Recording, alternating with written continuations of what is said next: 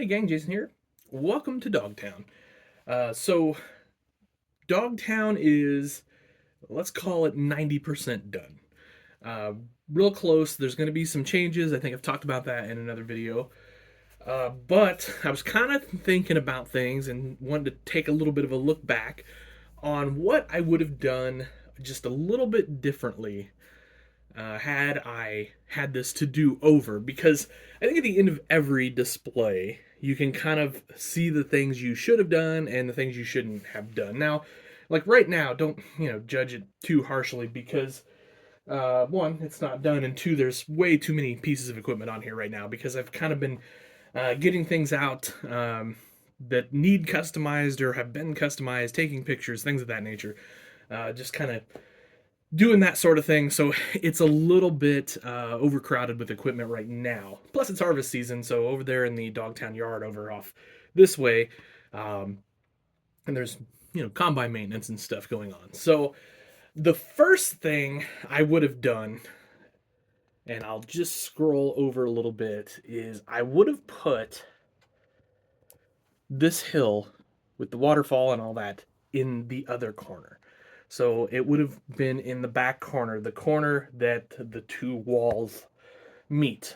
And see, back over there, just so you kind of know.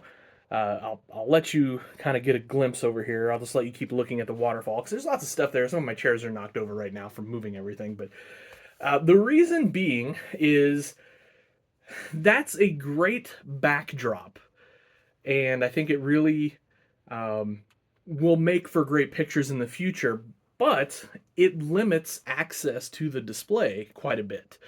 So obviously, if I want to do anything down in this neck of the woods here, you have to reach over, and then you kind of take the chance of knocking a tree over. The uh, backdrop, which isn't, you can see up here, is not completely finished yet. Kind of been doing some test fitting and things like that, and I do think this is the backdrop I'm going to go with, but just been kind of playing around with it, repositioning and things like that. So basically what I would do, I think, is I would flip the entire display. So everything that is over here, which if you're sitting at my house on the east side of the display, I would put on the west side of the display, and that means the Dogtown house and shop and shed would come over here to the east side of the display.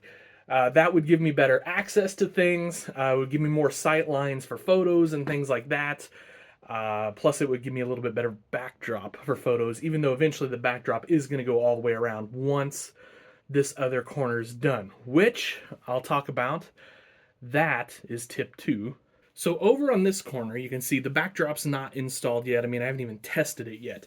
You can see there's a couple grain bins back there. Those are some nice standy bins. What I do with my standy bins to dress them up, and I highly recommend it, is I paint them with a silver paint, and then I add my own details. We make our own bin vents, which you might be able to see on top of the big one over here. By the way, somebody suggested I could get a pointer for these videos. Great idea, and I'm going to do that. You're right, that will look way more professional, look pretty cool. So, anyway, in the future, we're going to do that. But originally, those bins weren't going to be there. And I had drawn Dogtown out several times on paper, or drawn this out several times on paper. Finally did it in SketchUp for 3D effect to kind of get that. And I thought I had it settled the way I wanted it. Originally, what I wanted back there was combine storage. So I've got a couple lean-tos, some older lean-tos, but they're big enough to fit a modern combine. And I thought that's what I would put back there. And then kind of hooking behind the shed here, this big shed, would be a field. And, I could have photos of things working ground with the shed as the backdrop. And I thought that would look really nice. And it does for the most part. But there's a couple problems there. One, once the permanent backdrop is up, well, that'll have to be removed every time I want to take a photo. So that's fine. But it's tedious, and the more you move things, the worse off it's going to be in the long run. 2, after getting Dogtown to the state it's in, like I said, like roughly, I'm thinking like 90%. My concern was, well, I didn't really have any bins, and the original plan when this all started probably 4 or 5 years ago now. Wow, time gets away. I had designed this whole workbench that you see to kind of be modular and have pullouts where I could have different scenes that I could pull out from below. Well, kind of as I've moved along, I realized that's not feasible. It just isn't. Moving things that much, one, is just not good on your scene and things like that. So I had originally hoped to make a nice kind of 4x4 grain bin setup. It would be, kind of a grain terminal with trains. I even considered at one point doing some river access, like, because we live, I think, as I probably mentioned before, we live between two rivers. We live between the Illinois and the Mississippi River. And so a lot of our grain goes straight to the river to be transported out. So I had even considered that. But the more I've thought about it, the more I realized moving things means things getting knocked down and broken and things of that nature, kind of no matter how well you've designed it. Um, that's probably just not going to work. Plus, I need the storage space below this display. So there's that. Anyway, that's kind of that. So I have decided that I'll end up adding some grain over here. Now, I'm not going to put in a big grain facility or anything like that, but I'm probably going to end up with 3 bins. And then ultimately, what I want to do, I don't know, I'm going to probably look at Mini Toy Truck and Tractor this next week at National and kind of see what he has as far as legs and stuff. I know he has some, or I might build myself a DMC vac system for that. We'll see. Haven't decided yet. Kind of could lean both ways on that. So that's kind of where that's headed. So looking back, I would have kind of incorporated the grain aspect into all of this as well. So the third thing I would do is I would try to allocate my space a little better. Now, that's tricky, and especially, you can draw this out as many times as you want. And things, as soon as you start making it real, things change. So what I had wanted to do is have the big field back behind there that I talked about kind of previously, where I could unfold the big equipment, get some photos of big tractors and big equipment working. And then this field here, right beside the house, is kind of a bit of a replica, almost prototypical of a real field that we have called the pecan tree field. And I mean, obviously, significantly smaller, but at the edge of the pecan tree field, prior to the flood of '93, it kind of looked like this in this one area where you had this trees kind of enclosed around the drainage ditch, and then you had the road on the other side. So just kind of hearkening back to that, and I don't know why, but I've always liked that field. And when the drainage district was built where we live, keeping in mind we're in the middle of the Mississippi River bottoms, so it's flat, a lot of dirt was moved and built up. And so this section of the pecan tree field is actually a lot of creek dirt that was dug out of drainage ditches to make the drainage district back in the 1920s. And so it sets up higher than the surrounding ground around it. So I just kind of wanted to replicate that, just as kind of like a memory or a look back. And then over this next field over, which I'll just kind of give you a quick move.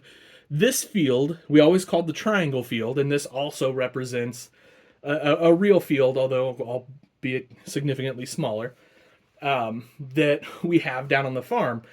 So I think I love these fields. I particularly love the pecan tree field because I've got all the tree backdrops and everything, and it makes for really neat pictures. And I like this field too. But what happened is, in doing these fields plus the big field in the back, I lost a lot of yard space, or let's call it farm yard space, because I don't want you to think it's just like mowed lawn space. So I would have liked to have had a decent sized garden. I would have liked to have had a small orchard. Things like that is I really wanted to incorporate into Dogtown to kind of harken back to the way things used to be around here. And then I thought, if I were to do it again and get rid of the big field, I could have another machine shed, just some cold storage, or even better, like kind of the dream is to replicate the barn that's on the farm. Although I have plans to do that on a future display, so just have to stay tuned another 5 or 10 years for that, because I'm not going to sugarcoat it. That's a ways off, but it's in the planning phase.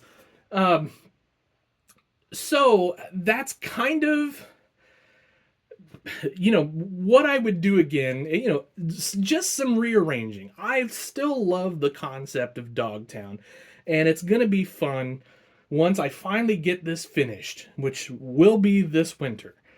And I am able to kind of get a bit of a storyline going, get display journals going, things like that, to really kind of, show off farming and tell a little bit of a story. That's going to be exciting, and I think that'll be fun, and I still love it. And despite like wanting my barn area moved or whatever here, I love this area of the display. It's actually one of my favorite scenes I've ever modeled on anything I've ever done. It really has turned out like I had hoped for the most part. There's a few other details I still think I might want to add, kind of like to fill in a few more trees on the hillside, but I don't want to get too carried away with the trees over there.